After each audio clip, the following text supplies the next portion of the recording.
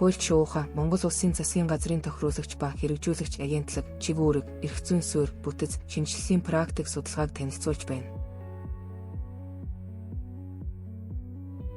Засгийн газрын агентлагийн эрх зүйн байдлын тухай хуульд агентлаг нь засгийн газрын үйл ажиллагааны зохих салбар, хүрээний бодлогыг улсын хэмжээнд хэрэгжүүлэх чиг үүрэг бүхий төрийн захиргааны байгууллага мөн.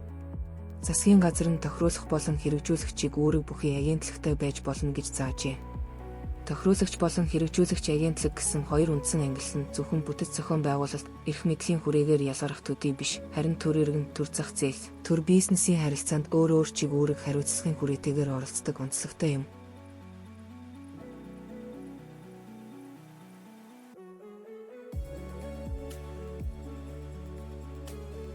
Монгол Улсын үндсэн хуулийн 1-р зүйлийн 2 дахь хэсэгт ардчилсан ёс, шударга ёс, эрх чөлөө, тэгш байдал, үндэсний эв нийтлийг хангах.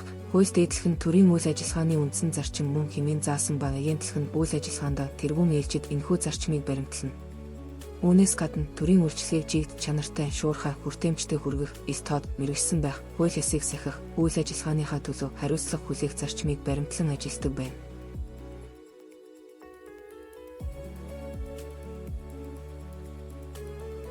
Агентлагийг улсын их хурлаас зөвшөөрсөн төрийн захиргааны байгууллагын тогтолцоо, бүтцийн ерөнхий бүдүүвчийн дагуу тухайн үйл ажиллагааны зохих хүрээ, ерөнхий сайд, сайтын саналыг үндэслэн засгийн газар байгуулна. Аливаа агентлагийг байгуулахдаа тухайн байгууллагын төрөөс зайлшгүй хэрэгжүүлэх чиг үүрэг, үзүүлэх үйлчилгээг хэрэгжүүлэх үндэслэл, тухайн агентлагийн үйл ажиллагаа Монгол Улсын нутаг дэвсгэрийн хэмжээнд хэрэгжих, агентлагийн үйл ажиллагаа төрийн захиргааны бусад байгууллагын чиг үүрэг, үйлчилгээтэй давхардахгүй байх үндэслэлтэй байна.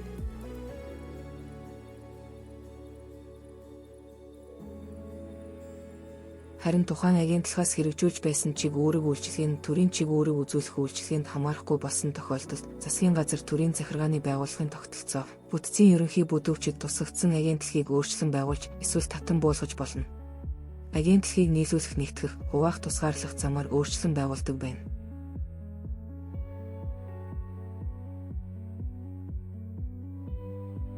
Агентлагийн эрхлэх нийтлэг асуудлыг танилцуулъя.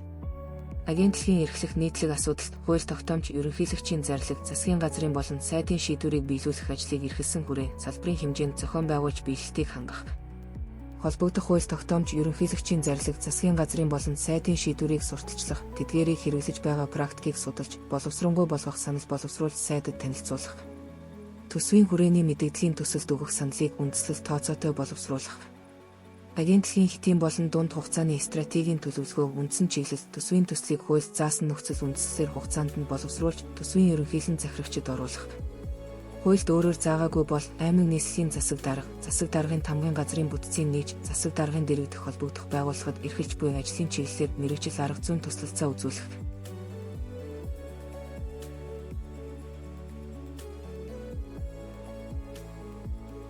Салбарынхаа хүний нөөцийн хэрэгцээг тодорхойлох, боловсон хүчнийг бэлтгэх, давтан сургах, мэргэжлийг нь дээшлүүлэх, дахин мэргэшүүлэх, ажиллах нөхцөл нийгмийн баталгааг нь хангах арга хэмжээ авч хэрэгжүүлэх. Хүний эрх чөлөөг хангах эдийн засаг нийгэм, хууль зүйн болон бусад баталгааг бүрдүүлэх арга хэмжээ авах. Монгол Улсын олон улсын гэрээг хэрэгжүүлэх, холбогдох хууль тогтоомжийг тэдгээрт нийцүүлэх санал боловсруулж сайдад танилцуулах. Хуулиар эрх олгосон бол захиргааны хэм хэмжээний актыг хууль тогтоомжид нийцүүлэн боловсруулах, тэдгээрийн биелэлтэд хяналт тавих зэрэг хууль тогтоомжид заасан бусад нийтлэг асуудлын агентлаг эрхлэнэ.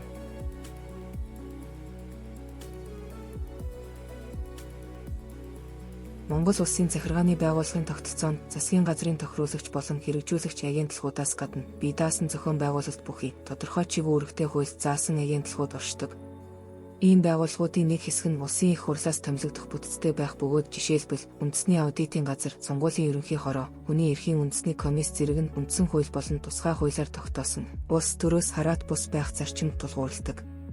Эдгээр байгууллагыг зарим тохиолдолд бие даасан байгууллага гэж үздэг бөгөөд эрх зүйн зохицуулалт, томилгооны эрх хэмжээ нь засгийн газрын агентлагаас ялгаатай юм.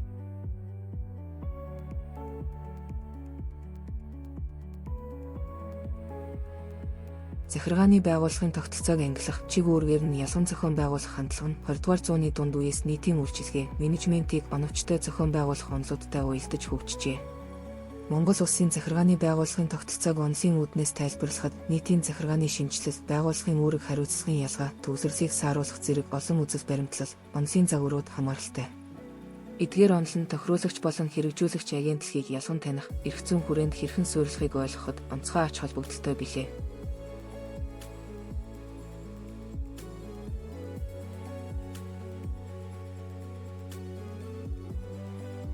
Нийтийн удирдлагын шинэ онол New Public Management 1980-ад оны сүүлээс барууны хөгжингүй орнуудад үүсэн дэлгэрч 1990-ад онд олон улсын жишг болон тогтсон нийтийн удирдлагын шинэ онол нь нийтийн захиргааны байгууллагын менежментэд хувийн хвшлийн удирдлагын зарчмыг нэвтрүүлэх, зардал багатай үр дүнд суурилсан, эргэн чиглэсэн үйлчлэгийг хөгжүүлэх зорилготой.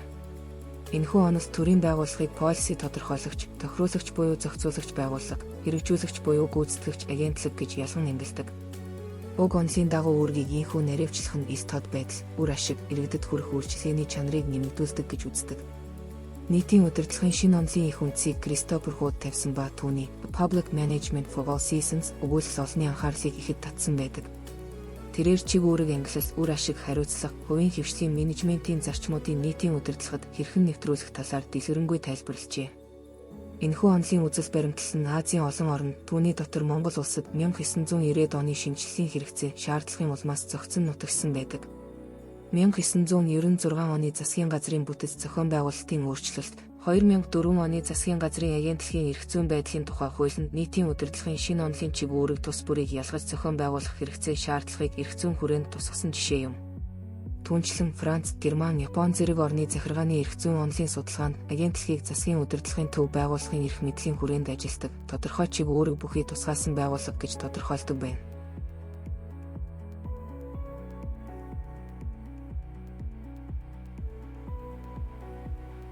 Чиг үүргээр ангилах загвар Regulatory Agency, Implementing Agency. Гадаадын захиргааны эрх зүйн судалгаанд тэр дундаа Европын холбоо болон Америкийн нэгдсэн улсад тохируулагч буюу зохицуулагч, хэрэгжүүлэгч буюу гүйцэтгэгч гэх ангилал түгээмэл хэрэглэгддэг. Тохируулагч нь зах зээлийн харилцаанд хяналт тавих, стандарт тогтоох, тусгай зөвшөөрөл олгох чиглэлээр бие даан ажилладаг, харин хэрэгжүүлэгч нь бодлого хэрэгжүүлэх, үйлчлэгээ үзүүлэх, төсөв захиран зарцуулах чиг үүрэгтэй байдаг. Монгол улсын хувьд монополийн эсрэг газар, иргэний нисхийн ерөнхий газар зэрэг нь зохицуулалтын чиг үүрэгтэй, тусгай хуультай. Бие даасан ажиллагаатай бөгөөд тэдгээрийг тохируулагч агентлаг хэмээн ангилдаг нь чиг үүргээр ангилах загварт үндэслэгдсэн болно. Жан Доминико Мажоны судалгаанд тохируулагч болон хэрэгжүүлэгчийн ялгааг онолын хүрээнд тодорхойлсон ба чиг үүргээр ангилах загварыг дэвшүүлжээ. Түүний Regulatory State бүтээл нь онолын суурь болсон юм. Тэрээр 1970-ад оны сүүлээс Европын засгийн газрууд олон улсын өрсөлдөөн нэмэгдэж, Европын холбооны доторх эдийн засаг, мөнгөний интеграцчлалыг гүнзгийрүүлэх зэрэг чиг хандлагын хариуд, уламжлалт удирдлагын арга барилаа өөрчлөхөөс өөр аргагүй хүрсэн хэмээн тэмдэглэсэн байдаг.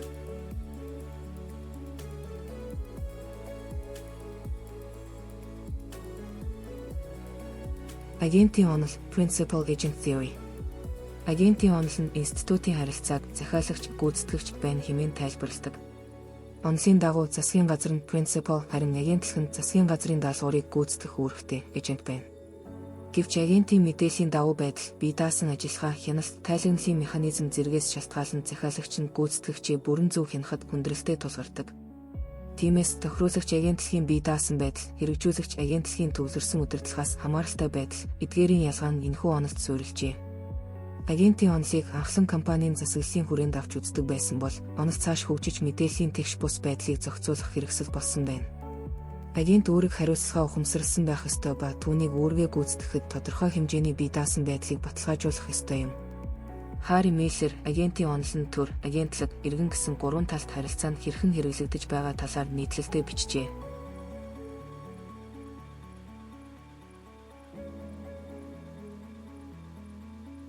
Төвлөрлийг сааруулах онол Decentralization Theory. Энэ онолын дагуу захиргааны үйлчилгээг иргэдэд ойртуулж, шийдвэр гаргалтыг төвөөс орон нутагт шилжүүлснээр үр ашиг, оролцоо, хариуцлага нэмэгдэнэ гэж үздэг. Агентлагийн тогтолцоонд төвлөрлийг сааруулах бодлоготой уялдаж, зарим чиг үүргийг мэргэжсэн агентлагт хуваарласнаар ажлын ачааллыг багасгаж, үр дүнтэй болох боломж бүрдүүлдэг байна. Монгол улсад яамны төвлөрсөн бүтэц дэх харьяа агентлагуудаар дамжуулан бодлого хэрэгжүүлэх хэлбэр нь төвлөрлийг сааруулах онолтой нийцэлтэй. Орон нутгийн түвшинд хэрэгжүүлэгч агентлагийн салбар нэгжүүд ажиллаж байгаа нь нэг тод илрэл юм. Денис Рондинелийн ажил нь төвлөрлийг сааруулах онолын үндэс, хэрэгжилтийн механизмыг хөгжиж буй орнуудад хэрхэн нэвтрүүлж байгааг харуулсан сонгодог бүтээл тооцогддог.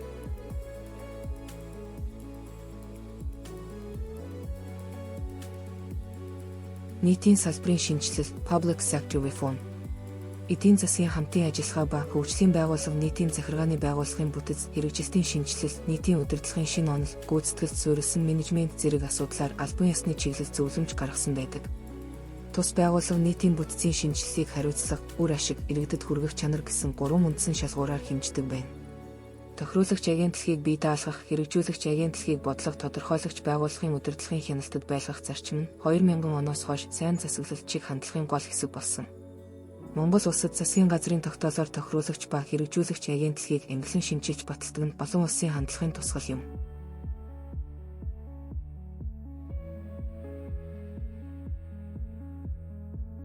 Тохируулагч агентлаг нь төрийн нэрийн өмнөөс зах зээлийн болон нийгмийн харилцаанд оролцогчдын үйл ажиллагааг хянах зохицуулагчийг үүрэг бүхий байгууллага бөгөөд олон улсын эрх зүйн онолд бие даасан зохицуулах байгууллага Independent Regulatory Authority гэж нэрлэдэг. Ийм байгууллагуудын нийтлэг онцлог нь бие даасан шийдвэр гаргах чадвартай, тухайн салбартаа мэргэжлийн чиг үүрэгтэй, засгийн газраас хэд хараат бус, зах зээлийн шударга өрсөлдөөн, хэрэглэгчийн эрх ашгийг хамгаалах зэрэг чиглэлтэй ажилладаг.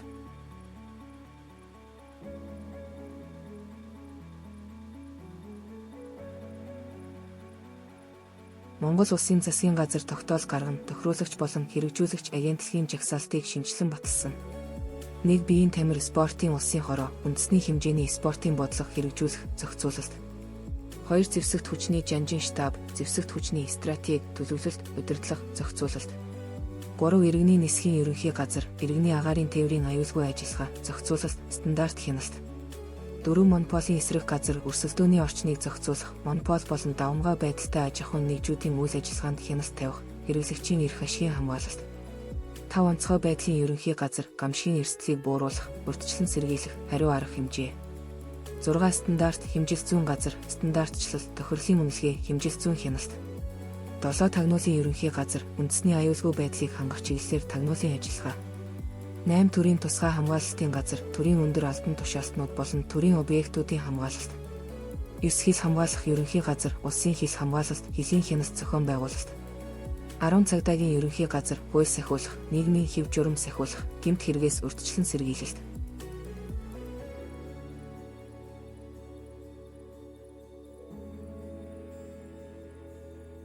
Хэрэгжүүлэгч агентлаг нь засгийн газрын бодлого шийдвэрийг иргэд, аж ахуйн нийж, байгууллагуудад шууд хүргэж, гүйцэтгэл хангах үндсэн үүрэг бүхий төрийн захиргааны байгууллага юм.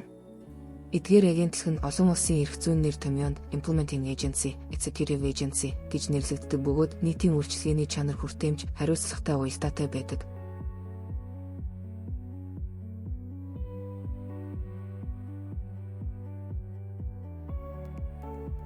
Монгол улсын засгийн газар тогтоол гарган хэрэгжүүлэгч агентлагийн жагсаалтыг шинжилэн баталсан.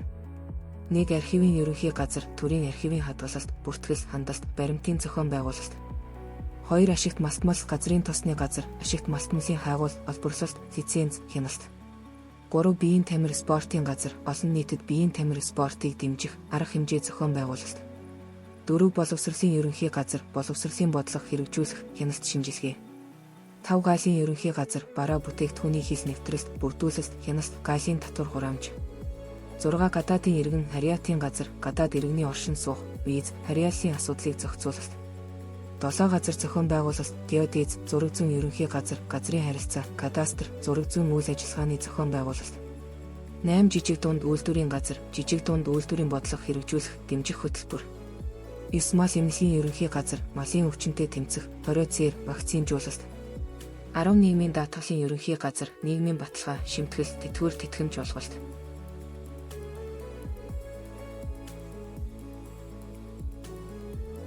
Байн газар, байн сангийн хамгаалалт, нөхөн сэргээлт, хяналт.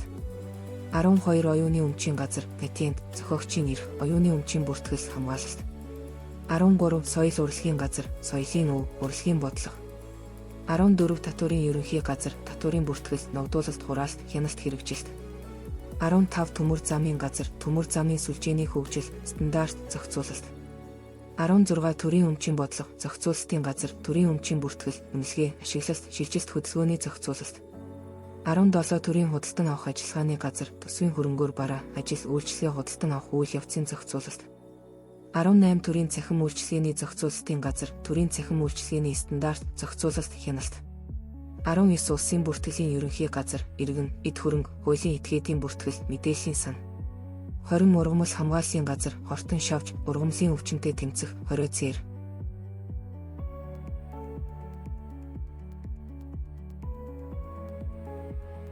21 усны газар, усны нөөцийн хамгаалалт, ашиглалт, менежментийн зохицуулалт. 22 үндэсний геологийн алба, геологийн судалгаа, хайгуул, мэдээллийн сан бүрдүүлэлт. 23 хөгжлийн бэрхшээлтэй хүний хөгжлийн ерөнхий газар, хөгжлийн бэрхшээлтэй иргэдийн эрх хамгаалалт үйлчилгээ. 24 хөдөлмөр халамжийн үйлчилгээний ерөнхий газар, ажил эрхлэлт, хөдөлмөрийн үйлчилгээ, халамжийн хөтөлбөр хэрэгжүүлэлт. 25 хөрөнгө оруулалт, худалдааны газар, хөрөнгө оруулалтын бодлого хэрэгжүүлэх, дэмжих, гадаад худалдааны зохицуулалт. 26 хүүхэд гэр бүлийн хөгжил, хамгааллын ерөнхий газар, хүүхдийн эрх хамгаалалт, гэр бүлийн хөгжил. 27 цаг уур орчны шинжилгээний газар, цаг уур орчны төлөв байдал, агаарын чанарын судалгаа, мэдээлэл боловсруулалт. 28 шүүх шинжилгээний ерөнхий газар, гэмт хэргийн шүүх шинжилгээ, нотлох баримтын дүгнэлт.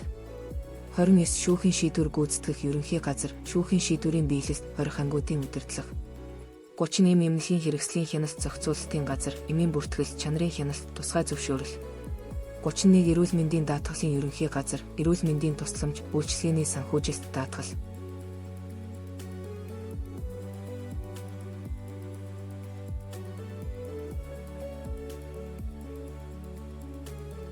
Тохируулагч ба хэрэгжүүлэгч агентлагийн харьцуулалт.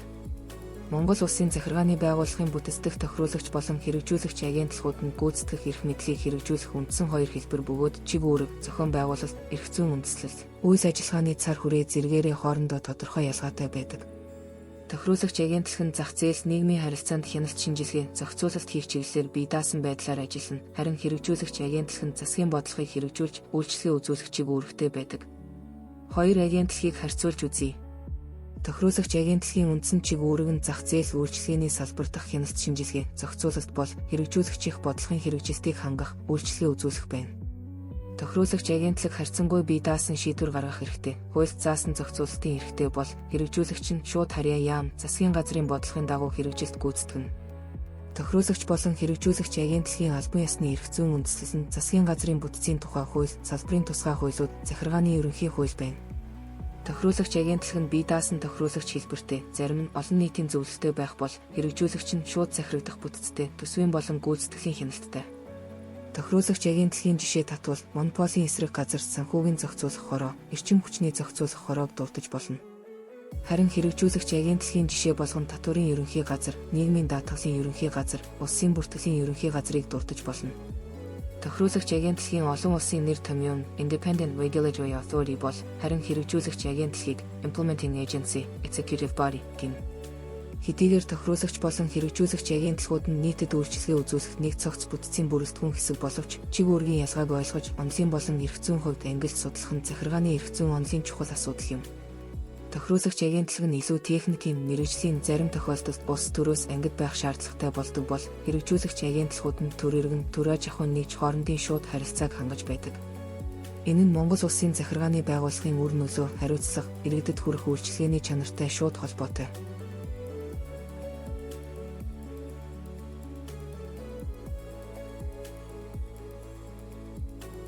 Монгол улсад тохируулагч болон хэрэгжүүлэгч агентлагуудын үүрэг, ангилал нь бодитоор хэрхэн хэрэгжиж байна вэ? Практикт ямар асуудал тулгарч байна вэ? Гэсэн асуултыг тавьж хариултыг илэрхийлэв.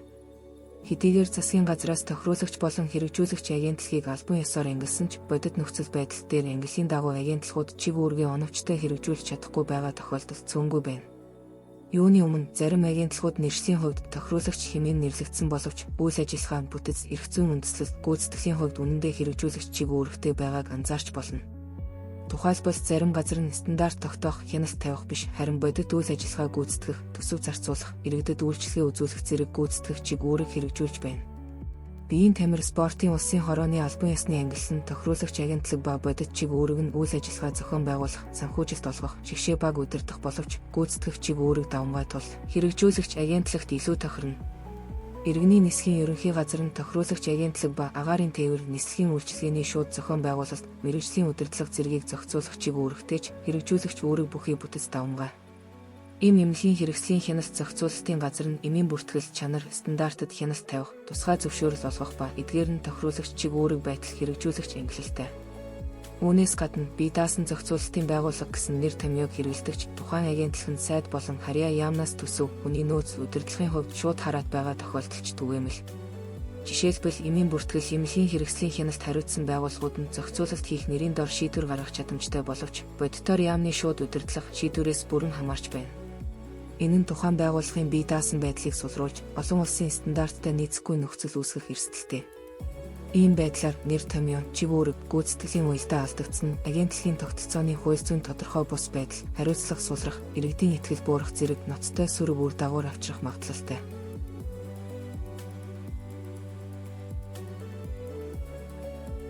Нэг агентлаг чиг үүргийг зэрэгцүүлэн хэрэгжүүлдэг нь эрх зүйн болон зохион байгуулалтын хувьд тодорхой бус байдлыг үүсгэж байна. Тухайлбал нэг агентлаг тухайн салбартаа зохицуулах дүрм гаргах, зөвшөөрөл олох үүрэгтэй атлаа, мөн үйлчлэгээ үзүүлэх, бодлого хэрэгжүүлэх чиг үүрэг хослон хэрэгжүүлдэг нь шийдвэр гаргах төвшөнд ашиг сонирхлын зөрчил үүсгэх эрсдэлтэй. Бодит байдал дээр зохицуулах үүрэг болон гүйцэтгэх чиг үүргийг хослуулан хэрэгжүүлж байгаа агентлагийн жишээ бол эрүүл мэндийн даатгалын ерөнхий газар юм.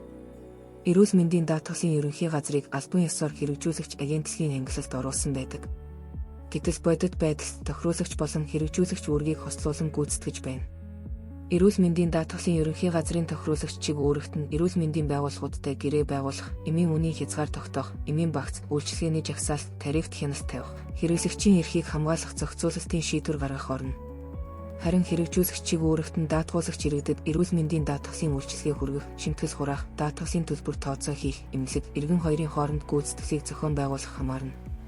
Эрүүл мэндийн даатгалын ерөнхий газар тохируулагч болон хэрэгжүүлэгчийн аль аль үүргийг хүлээснээр гэрээ байгуулах байгууллага өөрөө төлбөр тооцоо гүйцэтгэгч байж байгаа нь ашиг сонирхлын зөрчил үүсгэх эрсдэлтэй.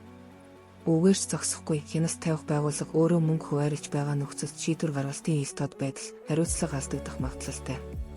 Эрүүл мэндийн даатгалын ерөнхий газар нь зохицуулах ба хэрэгжүүлэх үүргийг зэрэгцүүлэн хэрэгжүүлдэг, практик дээр эрх зүйн тодорхойгүй байдал үүсгэж буй тод жишээ юм.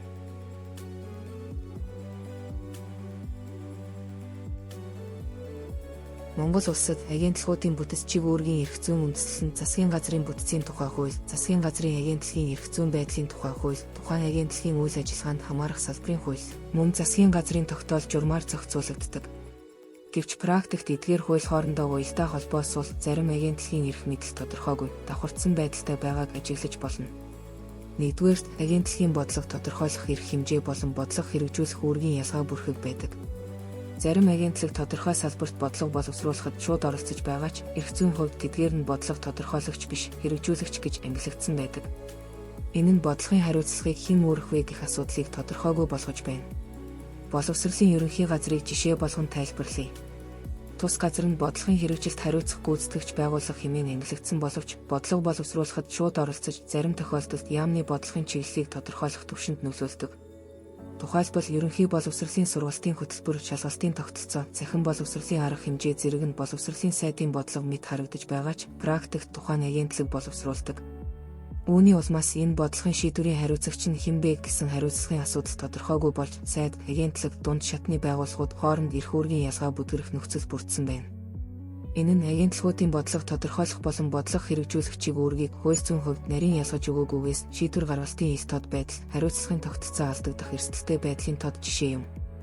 Хөдөлмөр халамжийн үйлчилгээний ерөнхий газар нь хэрэгжүүлэгч агентлаг ба нийгмийн халамжийн бодлогын хэрэгжилт, арга зүй боловсруулах боловч бодлого тодорхойлох болон хэрэгжүүлэх үүрэг давхар гүйцэтгэдэг. Ойн газар нь хэрэгжүүлэгч агентлаг ба ойн нөөц ашиглалт, нөхөн сэргээлтийн арга зүй, журмыг батлах, тусгай зөвшөөрөл, хяналт, тайлан шаардах зэрэг зохицуулалтын шинжтэй ажил гүйцэтгэдэг. Тохируулагч чиг үүрэгтэй хэдий ч хэрэгжүүлэгч ангилалтай.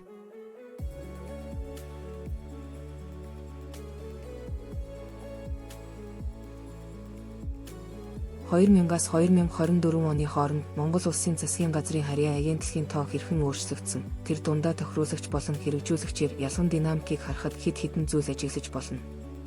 2000-аас 2004 онд агентлагийн тоо эрчимтэй буурсан нь төрийн бүтцийн цомхотгол, хүнд сурталыг багасгах зорилготой шинжилгэлийн үр дүн байв. 2005-аас 2008 онд харьцангуй өсөлт гарсан зарим салбарт шинэ агентлаг байгуулж чиг үүрэг төлсөнтэй холбоотой. 2012 онд огцон бууралд ажиглагддаг ба энэ нь тухайн оны бүтцийн шинжилсээр олон агентлагийг татан буулгаж чиг үүргийг яамдад шилжүүлсэнтэй холбоотой юм. 2013-аас 2020 он хүртэл агентлагийн тоо аажмаар нэмэгдэж, захиргааны байгууллагын үйлчилгээний хүртээмж, салбарын бодлогын хэрэгжилтийг сайжруулах зорилт давмгаалсан байна. 2020 оноос хойш цахим хөгжил, нийгмийн халамж, хөрөнгө оруулалтын бодлоготой холбоотой шинэ агентлагууд байгуулагдсанаар нийт тоо өссөн бөгөөд 2024 онд 41 агентлаг байна. Тохируулагч агентлагийн тоо 2000 оноос хойш доктортой байсан ба 10-аас 12-ын хооронд хэлбэлцжээ. Энэ нь зохицуулалтын чиг үүрэг төвлөрсөн, хязгаарлагдмал байдалтай байгааг илтгэнэ. Харин хэрэгжүүлэгч агентлагийн тоо мэдэгдэхүйс нэмэгдсэн бөгөөд 2012 онд 17 болж багассан ч 2024 онд 30 нийт хүрээд байна. Энэ нь төрийн бодлогыг хэрэгжүүлэгч бүтэцтэйч буйг илтгэнэ. Агентлагийн бүтцийн өөрчлөлтүүд нь улс төрийн мөчлөг, хөгжлийн бодлого, төсвийн боломж зэргээс ихээхэн хамаарч иржээ. Түүнчлэн захиргааны байгууллагын системийн үргэлжилт, чиг үүргийн дахин хуваарлалт, салбарын бодлого тодорхойлолтын өөрчлөлттэй уялдаж байгааг харуулж байна. Агентлагийн тооны өсөлт нь төрийн хариуцлага, хяналт, үйлчилгээний бүтцийг улам нарийсгах эрмэлзэлтэй холбоотой байж болох ч, ирээдүйд давхарцсан чиг үүрэг, институтын уялдаанд онцгой анхаарч, агентлагийн тоо бус, чиг үүргийн оновчлол, эрх мэдэл, хараат бус байдал, үр дүнгийн хяналт илүү чухал шалгуур болж байгааг анхаарах шаардлагатай.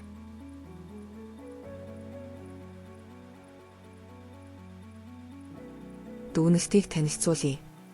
Нэгдүгээрт, агентлагуудын албан ёсны ангилал болон тэдгээрийн бодит чиг үүрэг салбарын хуулиар тодорхойлсон эрх хэмжээний хооронд зөрүү ажиглагдаж байна. Зарим агентлаг тохируулах болон хэрэгжүүлэх үүргийг зэрэгцүүлэн хэрэгжүүлдэг бөгөөд энэ нь анхдагч чиг үүргийг тодорхойлох, хууль тогтоомжийн уялдаа холбоог хангах шаардлагыг бий болгож байна. Хоёрдугаарт, агентлагийн нэршил, бүтэц, эрх хэмжээний статус нь нэгдсэн ойлголтгүй байгаа нь тогтцооны төвөгтэй байдлыг нэмэгдүүлж, институтын засаглалын тодорхойгүй байдал үүсгэж байна.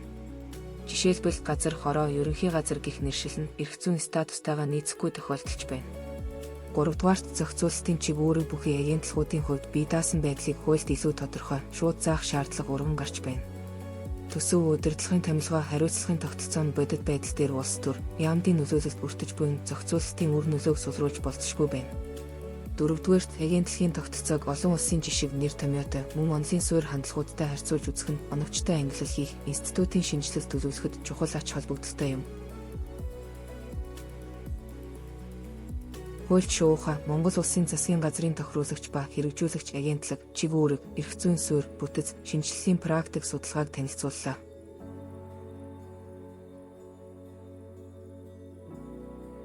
Хуульч шуухатай хамт захиргааны эрх зүй судлаарай.